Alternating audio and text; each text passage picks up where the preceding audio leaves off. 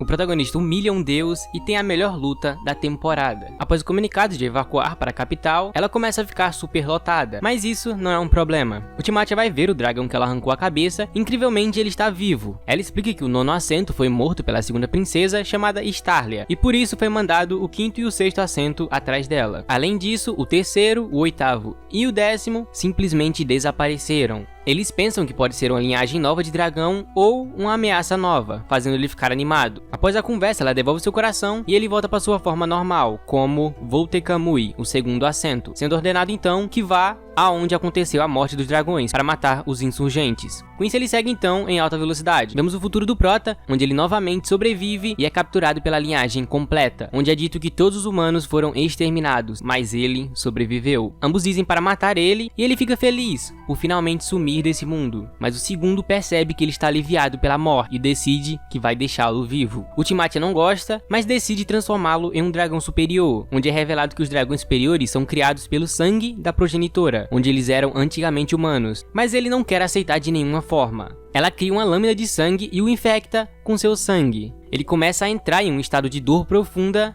mas acorda em um trem, lembrando da raiva pela progenitora, onde ela era gentil, mesmo matando pessoas. Crimson gostaria de matar ela depois, mas essa é a melhor hora. Ela sabe que o mais forte foi lançado para seguir seus rastros, então ela estará desprotegida. Sendo assim, se vencerem, vai ser um bônus, mas se perderem, Crimson o salva. Com isso, finalmente chegam na capital com o Prota com problemas por estar perto de muitas pessoas. Ele diz que vai se preparar e pede pro Slime cuidar do Prota, que ele voltará em 2 horas, onde ele não pode se destacar e tem que ficar calado, senão será considerado um traidor. Ela explica que era para a capital estar superlotada, mas não está, porque estão matando uma massa de pessoas por vez como um estômago, fazendo assim caber mais. O dono da barreira toma um esporro por deixar a progenitora sair sozinha nas ruas. Vemos um cara chamado Rowan quando o Crimson chega e ele é dito como um servo fiel, chamado Golem, servindo para dar informações, e outra chamada Quimera, com isso anunciando que ambos irão matar o Timatia. Vemos uma exposição aberta onde é mostrado várias cabeças de dragões congeladas para dar paz falsa à população. Ele começa a ir embora quando ele sente seu corpo tremer. E lembra das palavras de Crimson que se encontrar com ela, ele não pode entrar em batalha. Quando ela percebe algo e pergunta para o Prota se ele está bem. Ele agora entra em um impasse, caçá-la ou escutar as instruções. Uma briga em sua cabeça começa e ele hesita. Voltando a Crimson, eles veem um vídeo dela usando seu poder, quando ele diz que magia do tempo não é invencível, o que mostra nesse vídeo. Voltekamui chega onde os caçadores estão e começa uma luta para saber quem é o dono dessa tal espada. O Slime diz que o Prota está enjoado pela multidão e tenta fazer ela ir embora, mas ele toma a decisão de que não vai atacar. Ela pede desculpa e diz que vai procurar os pais dessa criança, quando ele, sozinho, sem se controlar, pergunta por que ela está sendo gentil com essa criança. Ela diz que não precisa de motivos para ser gentil com a pessoa, e ele vai embora. Quando ela pergunta se eles já se encontraram antes, e Nebulin chega perguntando quem é o protagonista. Ela diz da doença do Prota, de ficar perto de multidões, e ele se identifica, mas o Prota aproveita essa chance para ir embora. Com as imagens do vídeo mostradas, ela não deveria aparecer, já que parou o tempo, mas ela aparece por algum motivo, e é que o controle temporal tem um limite. Ou ela para o tempo, ou ela reverte. Quando ela reverte, ela não consegue parar o tempo, ou seja, eles precisam causar um dano surpresa, aí ela será curada automaticamente, revertendo assim. Com isso, dando oportunidade para atacar mais uma vez, já que ela não poderá parar o tempo, e fazendo isso até acabar sua magia, que não é infinita. Fazendo assim, ela morrerá. Mas só se Ragna lutar no mano a mano. Se Nebulin e Borgios atrapalhar, será um problema. E é aí que ambos entram. O Prota começa a pensar se tomou a melhor decisão, mas acha que sim, pois seu eu do futuro entraria na luta sem pensar. E ele é diferente. Quando ele sente a presença de Crimson, como se ele tivesse usado algum tipo de magia nele, ele sabe que o melhor era recuar. Mas por que ele sente esse nojo tão grande por si mesmo? Quando ele pede pro Slime avisar que ele encontrou o alvo e segue sozinho. É mostrado que ele usou uma hipnose no Prota para transformá-lo meio que com um fantoche, quando o Slime o liga e avisa que o Prota não seguiu nenhuma das suas regras e foi se encontrar com o Timatia. Ela enfim encontra os pais da criança e entrega ela. Nebulin baba seu ovo quando ele vê que ela está aliviada pela família da criança ter que morrer hoje, mas sem dor e medo. Ele aparece na sua frente dizendo querer refazer isso. Ela pergunta o que ele quer e ele diz que agora entende seu nojo. Ele não evitou de lutar por estar calmo, mas sim por medo. Medo do comportamento incompreensível dela, da incapacidade de usar o poder dado a ele. Não importa se foi certo ou errado, ele fingiu estar calmo. Essa é a fonte do seu nojo. Apesar de sua raiva, ou de quão firme ele está, ele se sente envergonhado de si mesmo. Com essas palavras, ela pede desculpas por não entender o que ele está dizendo, quando Nebulin simplesmente se congela e é despedaçado. Ele sabe que se não fizer agora, seu juramento será todo jogado no lixo. Ela agora percebe que é seu inimigo e começa a conjurar seu poder de pare, mas não dá tempo. Ela é despedaçada.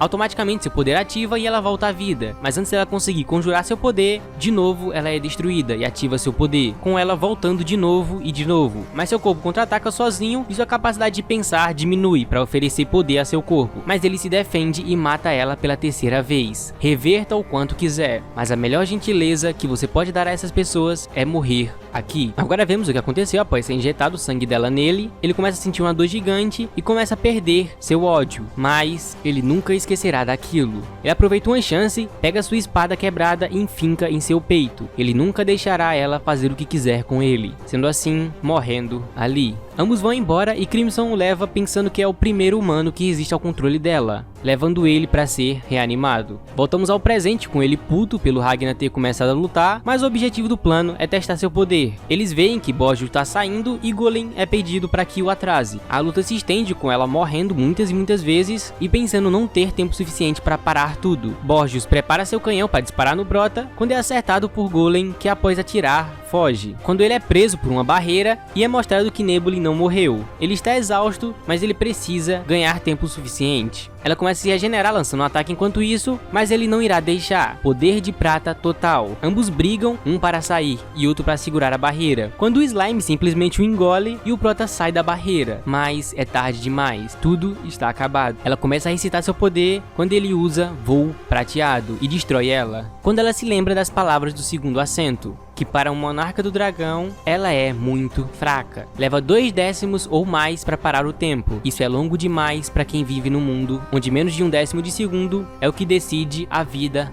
da morte. O Prota, agora tirando ela da capital, não precisa mais se conter. E ela se lembra, caso ela encontre alguém assim, ele gostaria de apoiá-la. Mas, se ele não estiver lá, use seu trunfo. Um truque que ela tem na manga. Com isso, ela não só reverte coisas com o tempo, ela reverte todo o tempo. Até o momento que as cabeças do dragão foram mostradas a público. Ele sabe que algo está errado, mas não sabe o que. Quando ela para o tempo, é preciso uma quantidade exorbitante de magia para retroceder o mundo inteiro. Por isso ela não usa, mas ele é uma ameaça suficiente para que ela sinta a morte chegando. Mas a batalha acabou. Na verdade, nesta linha do tempo, ela nem começou. Ela pensa quem é ele e como vai resolver essa situação, mas nunca saberá, pois nesse mundo todos ficam parados com olhares mortos. Ela tira as pessoas de perto para não matá-los, mas se pergunta quem é essa criança no seu pescoço. Quando ela vê, seu dedo se mexeu. Ela se sente eufórica, mas acha ser sua imaginação. Quando Nebulin, transformado, chega acertando vários golpes no Prota pela raiva, e como ele tem sangue dela, ele pode andar neste mundo e se lembrar de quando ela voltou no tempo. Ela percebe que ele não está se mexendo e fica aliviada por ser apenas sua imaginação. Ela assim pede para ele parar porque ele esmagou o Slime e como ele é feito de ácido, derreteu uma parte do seu braço. Mas ele ainda está vivo. Mesmo agora espancado, nenhum ferimento é fatal. É como se seu corpo fosse feito de uma poderosa espada de prata. É uma resistência inimaginável. Quando ela constata o ancião, onde há 3 pessoas que podem andar nesse mundo parado além dela, os 2 dragões e o rei Femud, onde ela quer pedir para ele lançar seu raio de sol naquele homem. Eles não podem ser mais descuidados. Ela pede para ir embora com Nebulin, mas ele está triste por ter feito ela passar por isso. Mas é estranho. Mesmo ela sabendo que é seu inimigo, ela sente um pouco de carinho por ele, uma versão menor do que ela sente pela sua linhagem,